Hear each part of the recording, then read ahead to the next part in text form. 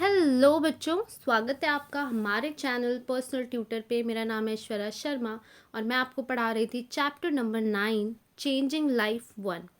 ये है इस चैप्टर का लेक्चर नंबर 2। तो चलिए स्टार्ट करते हैं हमारा chapter. Urbanization.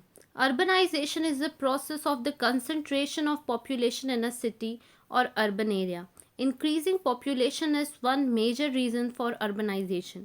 A few other factors affecting urbanization are air, water, and the economic as well as social organizations necessary for community life. तो अर्बनाइजेशन होता क्या है? अर्बनाइजेशन एक प्रोसेस होता है जिसका मतलब होता है कि मैक्सिमम जो हमारी कंट्री की पॉपुलेशन है वो अर्बन एरियाज़ में रहने लगी है। इसका मतलब कि ज़्यादा से ज़्यादा लोग धीरे धीरे डेवलप हो रहे हैं एंड सिटी एरियाज़ में, ऐसे एरियाज़ में जो जहाँ पे सारी फैसिलिटीज़ अवेलेबल हैं, ऐसे एरियाज़ जो बहुत अच्छे से डेवलप है वहाँ पे रहने लगे हैं, उसे अर्बनाइजेशन कहा जाता है। Increasing population is one major reason for urbanisation. Urbanisation होता क्यों है? क्योंकि ज़्यादा से ज़्यादा पॉपुलेशन बढ़ती जा रही है। दूसरे जो फैक्टर्स हैं जो अर्बनाइजेशन को अफेक्ट करते हैं वो है एयर, वाटर, साथ ही साथ इकोनॉमिक और social organisation necessary for community life. In the context of post-independence India, the increase in urban population is also due to factors such as reduction in the mortality rate, industrialization, unavailability of means of livelihood in rural areas, job opportunities in cities, and the resulting migration. Post independence period के बाद India का जो context हमने देखा वो ये देखा कि धीरे धीरे अर्बन पॉपुलेशन जो है वो इंक्रीज होती जा रही है, क्योंकि जो मोर्टेलिटी रेट है वो कम हो गया है। मतलब पहले क्या होता था कि हेल्थ इश्यूज़ के कारण जैसे ही बच्चा पैदा होता था वैसे ही, मतलब जैसे हमने पहले भी पढ़ा है 10 बच्चे पैदा होते थे तो उसमें से 6 मर जाते थे, लेकिन क्योंकि अच्छी हेल्थ फैसिलिटीज़ आ गई हैं, मेडिकल केयर फैसिलिटीज़ आ गई हैं, तो मोर्टेलिटी रेट रिड्यूस हो गया है। इंडस्ट्रियलाइजेशन हो रहा है ज़्यादा से ज़्यादा। नेक्स्ट है unavailability of means of livelihood in rural areas. Rural areas में कोई भी ऐसी चीज़ नहीं है एग्रीकल्चर को छोड़ के जिसके थ्रू कोई आदमी कमा सके, कोई आदमी रह सके, मतलब उसके जीने का ज़रिया नहीं है, इसीलिए वो सिटी में आके रहने लग गया है। सिटी में ज़्यादा से ज़्यादा जॉब अपॉर्चुनिटीज़ है और इसलिए लोग माइग्रेट करके सिटी में आ रहे हैं। To reduce the strain on cities, it is necessary to make jobs available in village, achieve a balance in economic development, control the expansion of metros, and provide necessary services and facilities in both the urban as well as rural areas. Cities के ऊपर ज़्यादा बोझ ना आ जाए, इसीलिए ज़रूरी है कि जो विलेज एरिया है वहाँ पे भी जॉब्स मिले ताकि लोग माइग्रेट करके सिटी में ना आए। साथ ही साथ एक बैलेंस हो इकोनॉमिक डेवलपमेंट में, मतलब जितना ज़्यादा आप अर्बन एरिया को डेवलप कर रहे हो उतना ज़्यादा आपको रूरल एरिया को भी डेवलप करना चाहिए। नेक्स्ट, मेट्रोज़ का जो एक्सपेंशन है वो कंट्रोल करना चाहिए। नेक्स्ट, जितने भी रूरल एरियाज़ है वहाँ पे जितनी सर्विसेज एंड फैसिलिटीज़ ज़रूरी हैं जो अर्बन एरियाज़ को दी जा रही है वो रूरल एरियाज़ में भी पहुँचानी चाहिए। Now coming to rural areas. A village is a permanent settlement of farmers near the land they themselves tilled either individually or collectively. Villages came into existence when farming began. Village एक ऐसी जगह होती है जहाँ पे farmers का settlement होता है, क्योंकि वहाँ पे उनका खेत है जिसके थ्रू जो उनका मीन्स ऑफ लाइवलीहुड है, जिसके थ्रू उनकी रोज़ की दिनचर्या चलती है, जिसके थ्रू वो कमा पाते हैं। और जो विलेजेस हैं वो एग्जिस्टेंस में आए जब से फार्मिंग होने लगी। Villages in India are thinly populated. A dense cluster of houses surrounding by farmland is a unique feature of Indian village. A settlement smaller than even a village is called a hamlet. Compared to the urban community, the village community is very small. Actually villages में बहुत कम population होता है और होता क्या है, dense cluster of houses होते हैं, मतलब बहुत सारे घर साथ में बने हुए होते हैं, और आसपास उस घर में रहने वाले लोगों के खेत होते हैं। ये सारी चीज़ें किसी भी इंडियन विलेज की एक यूनिक फीचर है। साथ ही साथ ऐसी जगह जो विलेज से भी छोटी होती है उसे हैमलेट कहा जाता है। और इफ़ हम अर्बन कम्युनिटी को देखें तो उस हिसाब से विलेज कम्युनिटी बहुत छोटी होती है। Villages are not uniform across India, there are differences based on regional and physical features. हर जगह जो विलेजेस हैं वो सेम नहीं है, बहुत चेंजेस हैं विलेजेस में, कैसे लोग रहते हैं, किस एरिया में है वो विलेज, उसका फिजिकल फीचर कैसा है, सारी चीज़ों के कारण हर जगह के विलेज अलग होते हैं। Post independence period, keeping in mind the goal of rural development, the collective development scheme has come into force. Plans were made for improving farming technology, increasing the area of irrigated land, extending educational facilities, enacting the laws for land reform under this scheme. ये दिमाग में रखते हुए कि rural areas का development करना है, हमारे कंट्री में कलेक्टिव डेवलपमेंट स्कीम्स स्टार्ट किए गए, प्लान्स बनाए गए कि कैसे फार्मिंग टेक्नोलॉजीज़ जो हैं उन्हें इम्प्रूव किया जाएगा, ऐसे एरियाज जहाँ पे इरिगेटेड लैंड है उन्हें इंक्रीज़ किया जाएगा, हर जगह एजुकेशन पहुँचाया जाएगा, और लॉज निकाले जाएंगे, बनाए जाएंगे ताकि लैंड में रिफॉर्म लाया जा सके. It also aimed at increasing agricultural produce as well as expanding the means of transport, health services, and scope for education in the rural areas. It was decided to give priority to economic development in villages. और ये भी M किया गया कि जो भी agriculture से production होता है उसे इंक्रीज़ किया जाएगा, और साथ ही साथ वो लोगों को अच्छा ट्रांसपोर्ट, अच्छी हेल्थ सर्विसेज और अच्छा एजुकेशन पहुंचाया जाएगा. और ये भी डिसाइड किया गया कि जो भी विलेज एरिया है वहाँ पे इकोनॉमिक डेवलपमेंट किया जाएगा. The government undertook this work through the medium of gram panchayats which included the people from all cast and tribes. To achieve this, the Gram Panchayats, Panchayat Samiti and Zilla Parishad were empowered with more authority. तो government ने ये जिम्मेदारी ली कि ग्राम पंचायत, जिसमें सारे cast और tribe के लोग होते हैं, पंचायत समिति, ज़िला परिषद, इन लोगों के थ्रू ये सारे जो जो भी गोल्स हैं ये सारे पूरे किए जाएंगे. विलेज को एक अच्छी डेवलप जगह बनाई जाएगी जहाँ अच्छा एजुकेशन मिले, जहाँ पे अच्छे से फार्मिंग हो, ज़्यादा प्रोडक्शन हो, और साथ ही साथ ग्राम पंचायत, पंचायत समिति और ज़िला परिषद को ज़्यादा से ज़्यादा पावर दिया गया. Changing economic life. Earlier, every village was economically self-sufficient. A majority of the villagers were dependent on farming. Farm produce used to be distributed among artisans as payment for their work. पहले क्या होता था कि जितने भी villages रहते थे वो इकोनॉमिकली पैसे के मामले में सेल्फ सफिशिएंट रहते थे. अच्छे से फार्मिंग होती थी, प्रोडक्शन होता था, सेलिंग होती थी, वो बिल्कुल सेल्फ सफिशिएंट होते थे. और मैक्सिमम जो विलेजेस थे वो फार्मिंग पे ही डिपेंडेंट थे. और फिर क्या होता था कि जो आर्टिशंस रहते थे, आर्टिशंस फार्मर्स के लिए काम करते थे और फार्मर्स उसके बदले जो अपना प्रोडक्शन है वो आर्टिशंस को दिया करते थे. लेकिन आज के समय ये सिचुएशन चेंज हो चुकी है. Rural areas are engaged in agriculture and occupations ancillary to farming, while urban societies engaged in non-agricultural production and the service sector. आज के समय में क्या है कि जो रूरल एरिया है वो एग्रीकल्चर में तो इन्वॉल्व है ही, साथ ही साथ ऑक्यूपेशन एंसिलरी टू फार्मिंग में भी, मतलब ऐसे काम जो फार्मिंग से रिलेटेड है उसमें भी जुड़ा हुआ है. और जो अर्बन एरिया है वो नॉन एग्रीकल्चरल कामों में लगा हुआ है, एंड साथ ही साथ जो जितने भी सर्विस सेक्टर है, सर्विस प्रोवाइड करने वाले काम है, उनमें भी इन्वॉल्व है. Rural development. In 1961, 82% of India's population resides in villages. In 1971, the percentage was 80.01%. So far, the rural area has shouldered the responsibility of providing food, grains, and other raw materials to urban areas, supplying labor to industrial sector of the city, and taking care of natural resources.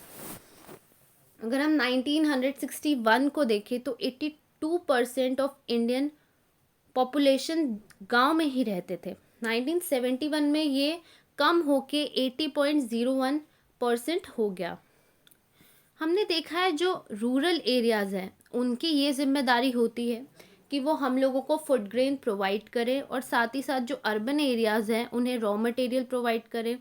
Next, जितने भी industrial sector हैं वहाँ पे जो labour का काम करेंगे वो भी रूरल एरिया के लोग ही होंगे। और साथ ही साथ हमारे जो नेचुरल रिसोर्सेज हैं उनका ध्यान रखें, क्योंकि ऑब्वियसली सिटीज़ में तो कोई भी नेचुरल रिसोर्सेज अवेलेबल नहीं होते, जो भी होते वो विलेज एरिया में ही होते हैं। नेचर कंप्लीट हमें रूरल एरियाज़ में ही दिखेगा, तो उसका ध्यान रखना भी विलेजर्स का काम होता है। There are three major challenges with reference to rural development, namely bringing about economic development, developing facilities to meet social needs, and finally bringing about a change of attitude in matters concerning society, culture, and way of thinking. It is equally necessary to expedite irrigation projects and bring about land reforms. और तीन major challenges हैं rural development के। वो क्या challenges हैं? सबसे पहला challenge है कि वहाँ पे इकोनॉमिक डेवलपमेंट लाना बहुत मुश्किल है। नेक्स्ट, उनकी सोशल नीड्स पूरी करना, और उनकी जो सोच है सोसाइटी को लेके, मतलब उनकी जो ऑर्थोडॉक्स सोच है वो चेंज करना। होता क्या है कि बहुत सारी चीज़ें हैं, सोशल प्रॉब्लम्स हैं गांव में जो आज तक चेंज नहीं हो पाई है। जैसे ऐसी चीज़ों में मानना जो एग्जिस्ट नहीं करते, बहुत सारे ब्लैक मैजिक पे मानना, सुपरस्टिशंस पे मानना। आफ्टर दैट उनका ऑब्वियसली उनके पास राइट है उनका जो भी कल्चर है वो प्रिजर्व करने के लिए, लेकिन बहुत सारा ऐसा कल्चर है जो गलत है, जैसे ऑनर किलिंग हो गया। तो ये सारे उनका जो एटीट्यूड है, उनकी जो सोच है, वे ऑफ थिंकिंग, कल्चर, उसे थोड़ा बहुत चेंज करने की ज़रूरत है। और साथ ही साथ वहाँ पे डिफरेंट जो इरिगेशन प्रोजेक्ट्स हैं वो इम्प्लीमेंट करवाना ज़रूरी है, एंड लैंड रिफॉर्म्स लाना ज़रूरी है। Social needs and facilities, it is necessary to give priority to facilities for public hygiene and healthcare. Even today, the rural population faces problems related to year round provisions of drinking water, toilets, open drainage, narrow roads, inadequate electrification, and lack of facilities for medical treatment. ये बहुत ज़्यादा ज़रूरी है कि दो चीज़ों की जो फैसिलिटीज़ है वो प्रॉपरली रूरल एरियाज़ में पहुंचनी चाहिए। एंड सबसे पहला है पब्लिक हाइजीन एंड दूसरा है हेल्थ केयर। रूरल पॉपुलेशन जो है उन्हें बहुत तरह की प्रॉब्लम्स पूरे साल भर फेस करनी पड़ती है। जैसे उन्हें साफ़ ड्रिंकिंग वाटर नहीं मिलता, टॉयलेट्स नहीं मिलते, उनके ड्रेनेज ओपन रहते हैं, रोड्स बहुत छोटे रहते हैं या ख़राब रहते हैं, इलेक्ट्रिसिटी नहीं मिलती, और मेडिकल ट्रीटमेंट भी प्रॉपर नहीं मिलता। There is a lack of good quality educational facilities from primary level to higher education, centers for recreation and libraries. That is why it is necessary to give special attention to rural areas. Actually rural areas में problem क्या है? सबसे पहला है कि उनका quality नहीं है। उनके किस चीज़ में क्वालिटी नहीं है? एजुकेशन फैसिलिटीज़ में। वहाँ पे जो एजुकेशन प्रोवाइड होता है वो क्वालिटी एजुकेशन नहीं होता, प्राइमरी लेवल से लेके हायर एजुकेशन तक। नेक्स्ट, वहाँ पे सेंटर्स फॉर रिक्रिएशन नहीं है, लाइब्रेरीज़ नहीं है। इसीलिए रूरल एरियाज़ को स्पेशल अटेंशन देना बहुत ज़्यादा ज़रूरी है। The collective development scheme had an important place in all the first 4-5 year plans of the government of India. इसीलिए सबसे पहले 4 जो 5 year प्लान्स आए थे हमारे गवर्नमेंट ऑफ इंडिया में, उसमें बहुत सारी स्कीम्स आई थी, कलेक्टिव डेवलपमेंट स्कीम्स, जहाँ पे इन रूरल एरियाज़ की बात की गई थी। The state of Maharashtra registered remarkable achievements under this scheme, और हमारे महाराष्ट्र में बहुत अचीवमेंट हुई है इन स्कीम्स पे, बहुत प्रॉपर इम्प्लीमेंटेशन हुआ है। फॉर एग्जाम्पल, ज़िला परिषद was establish in 1962, nutritious diet scheme was launch in 1970-71. The state also started rural water supply scheme for sinking wells and providing piped water. By 1971, 1677 small dams had also been built. ज़िला परिषद establish किया गया था 1962 में। Then nutritious diet scheme launch की गई थी महाराष्ट्र में 1970-71 में। स्टेट ने रूरल वाटर सप्लाई स्कीम भी स्टार्ट की थी ताकि वेल्स बनाए जा सके, पाइप्ड वाटर घर में पहुंचाए जा सके। और 1971 में 1677 स्मॉल डैम्स भी बनाए गए थे in rural areas. Now, rural electrification. Electricity is essential for the development of rural areas. Automatic pumps are needed to water the fields. Electricity is needed to preserve perishable food items such as milk, eggs, fruits, and vegetables, to run fertilizer project for fans and TV, and for lights for studying at night. Next, electricity बहुत ही essential होता है किसी भी rural area के development के लिए। क्यों necessary होता है? सबसे पहले ऑटोमेटिक पंप्स चाहिए होते हैं पानी फील्ड्स में पहुंचाने के लिए। साथ ही साथ इलेक्ट्रिसिटी की ज़रूरत होती है कोल्ड स्टोरेज में, जहाँ पे पेरिशेबल फूड आइटम्स रखे जाते हैं, जैसे मिल्क, एग, फ्रूट, वेजिटेबल्स हो गए। नेक्स्ट, फैन, टीवी, रात को पढ़ने के लिए, हर चीज़ के लिए इलेक्ट्रिसिटी बहुत ज़्यादा ज़रूरी है। सबसे पहला जो 5 ईयर प्लान आया था उसमें ये प्लान किया गया था और ऐसा हुआ भी था कि 3000 विलेजेस को इलेक्ट्रिसिटी पहुंचाई गई थी। और 1973 में ये जो नंबर था ये बढ़ के 1,38,646 हो गया था। From 1966, it was decided to supply more electricity for pumps and borewells. Rural Electrification Corporation was established in 1969. Rural Electrification Cooperative Societies came into being into states of Andhra Pradesh, Gujarat, Karnataka, Maharashtra and Uttar Pradesh. 1966 से ये decide किया गया था कि जितने भी pumps and borewells हैं उन्हें ज़्यादा से ज़्यादा इलेक्ट्रिसिटी दी जाएगी। रूरल इलेक्ट्रिफिकेशन कॉरपोरेशन बनाया गया था 1969 में। रूरल इलेक्ट्रिफिकेशन कोऑपरेटिव सोसाइटी बनाई गई थी in the states of Andhra Pradesh, Gujarat, Maharashtra and Uttar Pradesh. Now coming to industrial development. A village industries planning committee was formed to help the development of industries in rural area. By 1972, 1,06,000 persons got employment under this scheme. Village industries planning committee बनाई गई थी ताकि rural areas की जितनी भी industry है उन्हें develop किया जा सके। 1972 तक 1,06,000 लोगों को इस स्कीम के अंडर एम्प्लॉयमेंट दिया गया था। The government of Maharashtra has also started residential high schools known as Vidya Niketan in Satara, Aurangabad, Nasik and Chikaldara. Their purpose is to provide the best quality education to intelligent and meritorious village students living in unfavorable condition. As per the recommendation of Kotri Commission, agriculture universities were also started at Rahuri, Akola, Parbhani and Dapuli in Maharashtra. Next, हमारी जो government है महाराष्ट्र की, उन्होंने residential high schools जिसका नाम रखा विद्या निकेतन वो start किया। मतलब जहाँ पे बच्चे आके रह भी सकते हैं, हॉस्टल्स फैसिलिटीज़ प्रोवाइड की सतारा, औरंगाबाद, नासिक और चिखलदारा में। उनका जो रीज़न था इस स्कूल के पीछे, पर्पस था, वो ये था कि बेस्ट क्वालिटी एजुकेशन पहुँचाया जा सके ऐसे बच्चों को जो इंटेलिजेंट हैं एंड जो ये एजुकेशन डिज़र्व करते हैं और जो ऐसे कंडीशन में रहते हैं जो बहुत ख़राब है। नाउ ये जो कोठारी कमीशन थी इसकी रिकमेंडेशन थी कि एग्रीकल्चर यूनिवर्सिटी स्टार्ट करनी चाहिए at Rahuri, Akola, Parbhani and Dapoli in Maharashtra.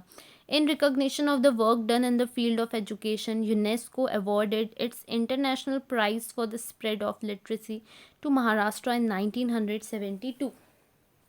Next, Maharashtra को अपने एजुकेशन के फील्ड में इतना ज़्यादा काम करने के लिए यूनेस्को ने 1972 में इंटरनेशनल प्राइज़ दिया था फॉर स्प्रेड ऑफ लिटरेसी.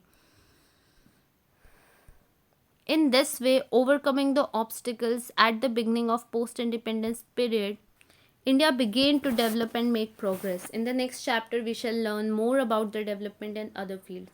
इसी तरीके से अपनी जितनी भी परेशानियां थी इंडिपेंडेंस के बाद वो सारी ओवरकम की हमारी कंट्री ने, और हम धीरे धीरे डेवलप करने लगे और प्रोग्रेस करने लगे। नेक्स्ट चैप्टर में हम दूसरे फील्ड्स के डेवलपमेंट के बारे में पढ़ेंगे। तो यहाँ पे आपका लेक्चर नंबर 2 ख़त्म होता है। इफ़ आपको कोई भी डाउट हो तो आप हमें श्योर कमेंट सेक्शन पे पूछ सकते हैं। Thank you for watching.